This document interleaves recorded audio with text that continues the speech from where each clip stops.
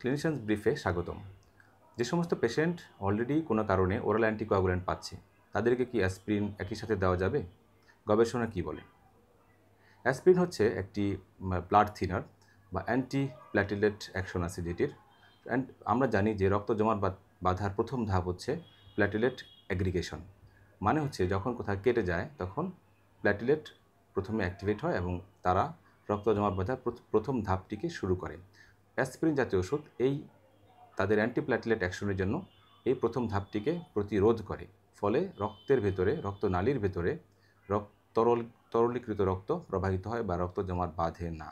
অনেক হৃদরোগ যেমন ক্রনিক করোনারি সিনড্রোমে দেখা যায় যে যাতে রক্তনালীতে রক্ত জমাট না বাঁধে সেজন্য অ্যাসপিরিন জাতীয় ওষুধ দেওয়া হয় এবং অনেক ট্রায়ালেই এই অ্যাসপিরিন জাতীয় ওষুধের কার্যকারিতা প্রমাণিত আছে। আবার অ্যান্টিকোয়াগুলেন্ট বা রক্ত জমাট বাঁধা বিরোধী অন্য যে গ্রুপের ওষুধগুলো রয়েছে, যেমন ডাইরেক্টলি অ্যাক্টিং ওরাল অ্যান্টিকোয়াগুলেন্ট অথবা ভিটামিন কে অ্যান্টাগনিস্ট যেমন ওয়ারফেরিন, এ ধরনের ওষুধগুলো অনেক হার্টের ভালভের সমস্যায় অথবা অ্যাট্রিয়াল ফিব্রিলেশনে ব্যবহৃত হয় রক্ত জমাট বাঁধার বিরোধী হিসাবে। এখন আমরা যদি দুইটি ওষুধকে একসাথে ব্যবহার করি, যেমন কোনো একটা হাইপোথেটিক্যাল সিনারিও যদি আমরা চিন্তা করি, যেমন যেখানে অ্যাট্রিয়াল ফিব্রিলেশন আছে অথবা কোনো ভালভুলার হার্ট ডিজিজ আছে, সেই সমস্ত পেশেন্ট অলরেডি যারা একটি ওরাল অ্যান্টিকোয়াগুলেন্ট পাচ্ছেন, ওনাদের ক্ষেত্রে যদি ইসকেমিক হার্ট ডিজিজ বা করোনারি হার্ট ডিজিজ ডেভেলপ করে, তাদের ক্ষেত্রে কি আরেকটি অ্যান্টিপ্ল্যাটিলেট যোগ করতে হবে? যোগ করলে কি অ্যাডেড বেনিফিট পাওয়া যাবে? মর্টালিটি কি কমবে, নাকি ব্লিডিং রিস্ক বেড়ে যাবে? এ বিষয়ে গবেষণা কি বলে? অতি সম্প্রতি এ বিষয়ে একটি গবেষণাপত্র প্রকাশিত হয়েছে। আজকের আলোচনা এটিকে নিয়েই। অ্যাসপিরিন সম্পর্কিত আজকের গবেষণাপত্রটির টাইটেল হচ্ছে aspirin in the patient with chronic coronary syndrome receiving oral anticoagulation.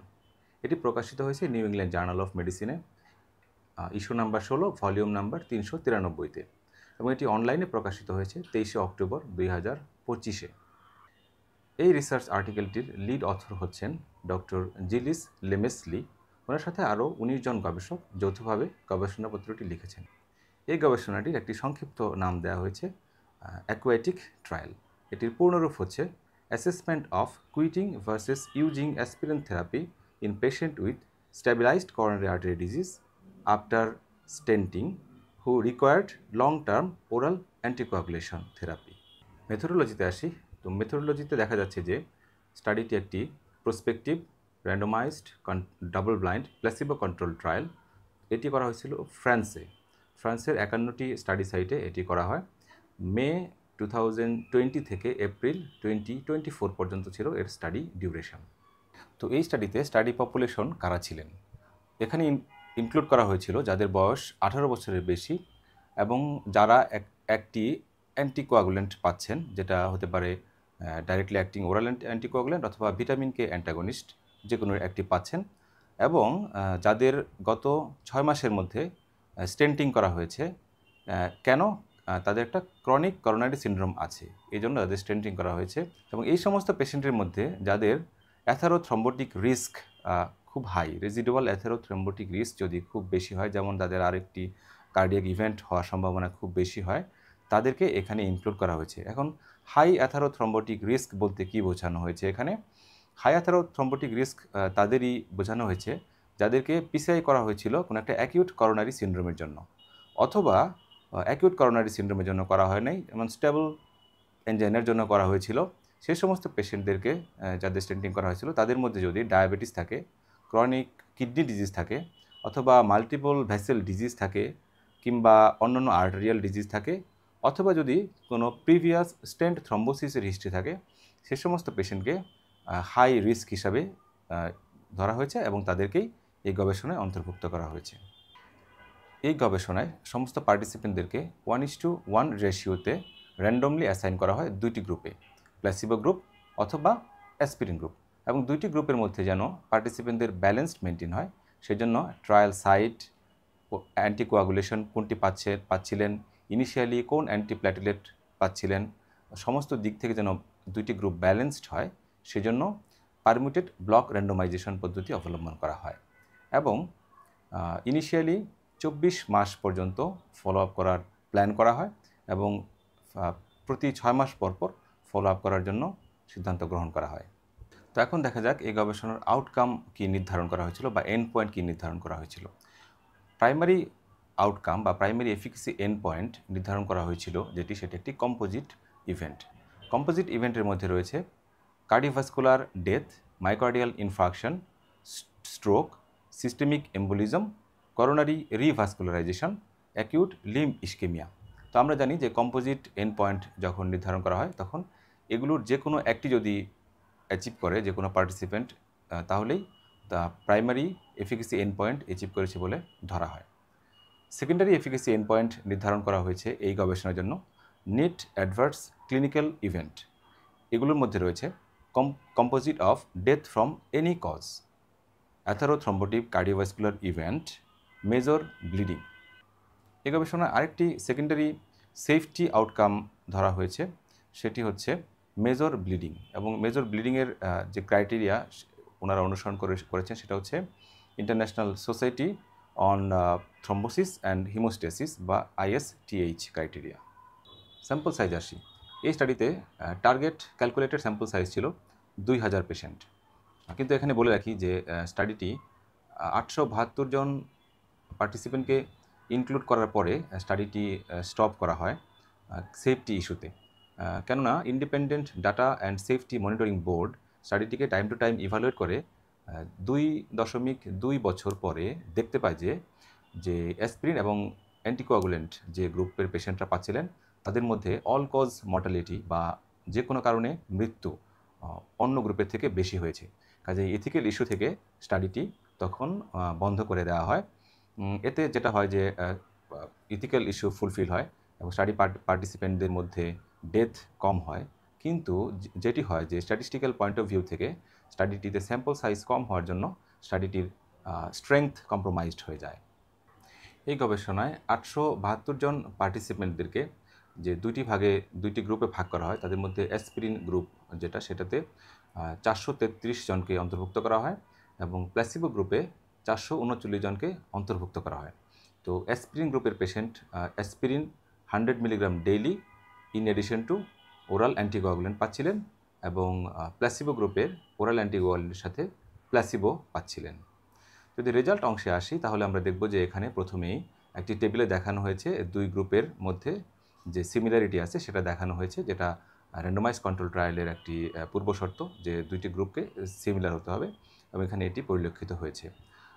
আমরা যদি এখানে দেখি যে কোন ইন্ডিকেশনের জন্য ওরাল অ্যান্টিকোয়াগুলেশন পাচ্ছিলেন পার্টিসিপেন্টগণ, সেখানে দেখা যায় যে মূলত অ্যাট্রিয়াল ফিব্রিলেশনের জন্য 89% পেশেন্ট অ্যাট্রিয়াল ফিব্রিলেশনের জন্য ওরাল অ্যান্টিকোয়াগুলেন্ট পাচ্ছিলেন এবং ওরাল অ্যান্টিকোয়াগুলেন্টের যারা পাচ্ছিলেন তাদের মধ্যে 89.7% পাচ্ছিলেন একটি ডোয়াক বা ডাইরেক্টলি অ্যাক্টিং ওরাল অ্যান্টিকোয়াগুলেন্ট, বাকিরা পাচ্ছিলেন ওয়ারফেরিন। তো যারা ডোয়াক পাচ্ছিলেন তাদের মধ্যে এপিকজাবেন পাচ্ছিলেন হচ্ছে 62.2%, রিভারক্সাবেন 24.7%, ডাবিগাট্রান 2.9% পেশেন্ট পাচ্ছিলেন। এবং একটি ইন্টারেস্টিং ব্যাপার হচ্ছে এখানে যে সমস্ত পেশেন্ট ওরাল অ্যান্টিকোয়াগুলেন্ট পাচ্ছিলেন তাদের মধ্যে 67.7% পেশেন্ট অলরেডি ইনিশিয়ালি স্টাডি শুরু হওয়ার আগে থেকেই অ্যাসপিরিনও পাচ্ছিলেন। অ্যান্টিকোয়াগুলেন্টের সাথে 67.7% পেশেন্ট অ্যাসপিরিনও পাচ্ছিলেন, আর বাকি 32.3% পেশেন্ট শুধুমাত্র ওরাল অ্যান্টিকোয়াগুলেন্ট পাচ্ছিলেন। তাদেরকে যখন এই সমস্ত পেশেন্টকে যখন র্যান্ডমাইজ করা হয় তারপরে কিন্তু তাদের মধ্যে অনেকের অ্যাসপিরিন, যারা প্ল্যাসিবো গ্রুপে পড়েছে তাদেরকে যদি অ্যাসপিরিন আগে থেকে পেয়ে থাকে তাদেরকে বন্ধ করতে হয়েছে, অথবা যারা অ্যাসপিরিন পাচ্ছিলেন না অ্যাসপিরিন গ্রুপে পড়েছেন তাদেরকে অ্যাসপিরিন শুরু করতে হয়েছে। একটু আগেই যেটি বলছিলাম যে স্টাডিটি আর্লি টার্মিনেট করে দেওয়া হয় পেশেন্ট সেফটির কথা চিন্তা করে। 16 এপ্রিল 2024 সালে স্টাডিটি বন্ধ করে দেওয়া হয় এবং সেই সময় ইমিডিয়েটলি 1 মাসের মধ্যে সমস্ত পার্টিসিপেন্টদের সাথে যোগাযোগ করা হয় এবং তাদেরকে স্টাডি মেডিকেশন, সেটা প্ল্যাসিবো হতে পারে অথবা অ্যাসপিরিন হতে পারে, এটি বন্ধ করে দেওয়া হয়। এই বন্ধ করার 1 থেকে 3 মাস পরে পর্যন্ত পেশেন্টদেরকে ফলো আপ করা হয় কোনো ধরনের অ্যাডভার্স ইফেক্ট ডেভেলপ করে কিনা সেটা দেখার জন্য। এতে দেখা যায় যে মিডিয়ান ট্রিটমেন্ট ডিউরেশন ক্যালকুলেশন করা হয় এবং সেখানে দেখা যায় যে মিডিয়ান ট্রিটমেন্ট ডিউরেশন হচ্ছে 1.7 ইয়ার্স এবং median follow up duration 2.2 years. যদি মূল রেজাল্টে আসি তাহলে আমরা দেখতে পাবো যে প্রাইমারি এফিকেসি আউটকাম অ্যাচিভ করে 73 পেশেন্ট ইন অ্যাসপিরিন গ্রুপ এবং এটা ছিল 16.9%, আর 53 পেশেন্ট ইন প্ল্যাসিবো গ্রুপ, এটা হচ্ছে 12.1%। এটির অ্যাডজাস্টেড হ্যাজার্ড রেশিও ছিল 1.53, 95% কনফিডেন্স ইন্টারভেল 1.07 থেকে 2.18 এবং এর পি ভ্যালু ছিল 0.02 এবং আমরা দেখতে পাচ্ছি এটি স্ট্যাটিস্টিক্যালি সিগনিফিক্যান্ট। এখন কম্পোজিট আউটকাম ছিল primary efficacy, composite of death, MI and stroke, এরকম আরও অনেকগুলো ইভেন্টের কম্পোজিট যে ইভেন্টটা সেটাই ছিল প্রাইমারি এফিকেসি আউটকাম। তো এখানে দেখা যাচ্ছে যে হ্যাজার্ড রেশিও 1.53, তার মানে হচ্ছে যে এই আউটকামগুলো যেমন ডেথ এবং স্ট্রোক, এগুলো যে সমস্ত পেশেন্ট ওরাল অ্যান্টিকোয়াগুলেন্ট এবং অ্যাসপিরিন পাচ্ছিলেন সেই গ্রুপটিতে প্রায় 1.5 গুণ বেশি হয়েছিল। অন্যান্য রেজাল্টের মধ্যে ইম্পর্টেন্ট হচ্ছে death from any cause. Aspirin গ্রুপে ডেথ ফ্রম এনি কজ ছিল 58 পার্টিসিপেন্ট, এটা ছিল 13.4%, আর প্ল্যাসিবো গ্রুপে এটি ছিল কম 37 জন এবং এটি ছিল 8.4%। তো এখানে অ্যাডজাস্টেড হ্যাজার্ড রেশিও হচ্ছে 1.72, 95% কনফিডেন্স ইন্টারভেল 1.14 থেকে 2.58 এবং এখানে পি ভ্যালু হচ্ছে 0.01। সো এটিও স্ট্যাটিস্টিক্যালি সিগনিফিক্যান্ট। ড্রাগ সেফটি যে আউটকামটি আছে এটি যদি আমরা দেখি তো এখানে দেখা গেছে যে মেজর ব্লিডিং হয়েছে অ্যাসপিরিন গ্রুপে 44 পেশেন্টের এবং এটি ছিল 10.2% এবং প্ল্যাসিবো গ্রুপে এটি অনেক কম ছিল 15 জনের, এটি ছিল 3.4%।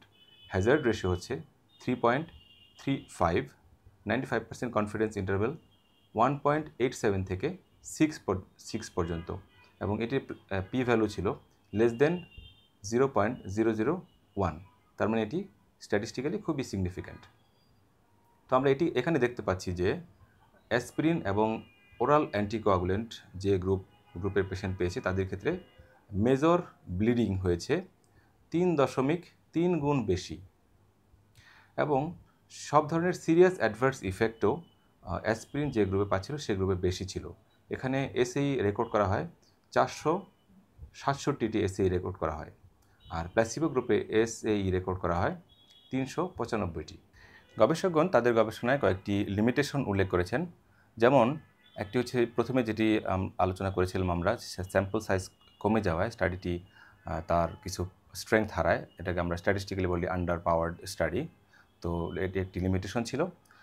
আরেকটি লিমিটেশন ছিল যে স্টাডির স্লো এনরোলমেন্ট। ওনারা বলেছেন যে যেহেতু স্টাডিটি কোভিডের সময় শুরু হয়েছিল কাজে ইনিশিয়াল এনরোলমেন্টটা স্লো ছিল, যদি আরও বেশি এনরোলমেন্ট করা যেত তাহলে হয়তো বা স্টাডির স্যাম্পল সাইজটা আরও বেশি হতো। থার্ড যে লিমিটেশনের কথা ওনারা বলেছেন সেটা হচ্ছে এটি ছিল একটি সিঙ্গেল কান্ট্রি স্টাডি, ফ্রান্সে করা হয়েছিল, কাজেই এই স্টাডি জেনারেলাইজেশনে সমস্ত পৃথিবীর জন্য এটি জেনারেলাইজেশন করা যাবে না, সমস্ত পৃথিবীর জন্য এটি প্রযোজ্য কিনা সেই কনক্লুশনে আসা যাবে না, এটি একটি লিমিটেশন ছিল। আরেকটি লিমিটেশন ছিল অনেক স্টাডির মতো এই স্টাডিতে উইমেন আন্ডার রিপ্রেজেন্টেশন, তার মানে হচ্ছে নারী পার্টিসিপেন্ট এখানে কম ছিল, সেটি ওনারা একটি লিমিটেশন হিসেবে উল্লেখ করেছেন। এই স্টাডির কনক্লুশন হচ্ছে ক্রনিক করোনারি সিন্ড্রোমের পেশেন্ট যাদের হাই অ্যাথেরোথ্রম্বোটিক রিস্ক রয়েছে তাদেরকে যদি আমরা একই সাথে ওরাল অ্যান্টিকোয়াগুলেন্ট এবং অ্যাসপিরিন দিই তাহলে তাদের মধ্যে cardiac death, MI, stroke, systemic embolism এবং coronary revascularisation, acute limb ইসকেমিয়ার risk অন্য গ্রুপ যদি আমরা যাদেরকে শুধুমাত্র ওরাল অ্যান্টিকোয়াগুলেন্ট দিচ্ছি, অ্যাসপিরিন দিচ্ছি না, তাদের থেকে বেশি এবং এটা স্ট্যাটিস্টিক্যালি সিগনিফিকেন্টলি বেশি। এছাড়াও তাদের মধ্যে যাদেরকে একসাথে অ্যান্টিকোয়াগুলেন্ট এবং অ্যাসপিরিন দেওয়া হচ্ছে তাদের মধ্যে increase risk of death from any cause. এছাড়াও তাদের মধ্যে মেজর ব্লিডিং হওয়ার রিস্কও অনেক বেশি। এগুলো ছিল এই স্টাডির ফার্ম কনক্লুশন। এই ক্লিনিক্যাল ট্রায়ালটিতে আসলে প্রমাণিত হয়েছে যে ওরাল অ্যান্টিকোয়াগুলেশন এবং অ্যাসপিরিন একসাথে দিলে আমরা যেটা ফার্মাকোলজিক্যাল পয়েন্ট অফ ভিউ থেকে যে ধারণাটি ছিল যে এই সমস্ত পেশেন্টদের হয়তো এফিকেসি বাড়বে এবং মর্টালিটি বেনিফিট পাওয়া যাবে, কিন্তু আসলে তা নয়, বরং উল্টোটাই হয়েছে। তাদের ক্ষেত্রে ডেথ বেশি হয়েছে এবং মেজর ব্লিডিংয়ের চান্স তাদের ক্ষেত্রে অনেক বেশি। তবে কি এই অ্যান্টিকোয়াগুলেশন এবং অ্যাসপিরিন একসাথে দেওয়া যাবে না, এটি সিদ্ধান্ত নেওয়া যাবে? তো আমি বলব যে এই স্টাডিটি আসলে একটি স্যাম্পল সাইজ এখানে কম ছিল। আরও কিছু স্টাডি যদি এরকম আসে, যদিও এই স্টাডি একটি ফার্ম আমাদেরকে এভিডেন্স দিচ্ছে, এরকম যদি আরও কয়েকটি স্টাডি থেকে আমরা এভিডেন্স পাই, তাহলে হয়তো পরবর্তীতে আমাদের গাইডলাইনে এই বিষয়গুলো আসতে পারে, যে কনফার্মলি আসতে পারে যে আমরা অ্যান্টিথ্রম্বোটিক এবং অ্যান্টিপ্ল্যাটিলেট একসাথে দিতে পারবো কি পারবো না। ধন্যবাদ সবাইকে ভিডিওটি দেখার জন্য।